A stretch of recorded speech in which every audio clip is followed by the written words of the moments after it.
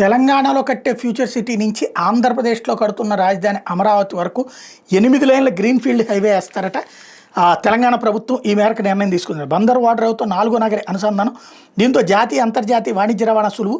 కేంద్రం అనుమతి కోరుతూ తెలంగాణ రాష్ట్ర ప్రభుత్వం ప్రతిపాదన. వచ్చే 1000 ఏళ్లు అవసరాలు తీర్చేలా భవిష్యత్ నగర అభివృద్ధి.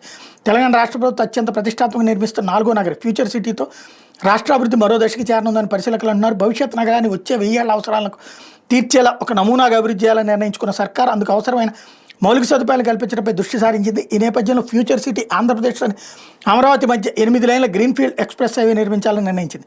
ఈ రహదారి నిర్మాణం తర్వాత హైదరాబాద్ విజయవాడ మధ్య దూరం 70 కిలోమీటర్ల మేర తగ్గుతుందని చెప్తున్నారు. కాంగ్రెస్ ప్రభుత్వం అధికారంలోకి వచ్చిన తర్వాత ప్రతిష్టాత్మక regional ring road RRR, regional ring rail, future city ప్రాజెక్టులపై ప్రత్యేకంగా దృష్టి సారించింది. ఈ ప్రాజెక్టులు ఓడరేవుతో అనుసంధానిస్తే జాతీయ అంతర్జాతీయ వాణిజ్య రవాణాతో పాటు బహుళజాతి సంస్థలు పెట్టుబడిదారులను ఆకర్షించడం సులువవుతుందని రాష్ట్ర ప్రభుత్వం భావిస్తుంది.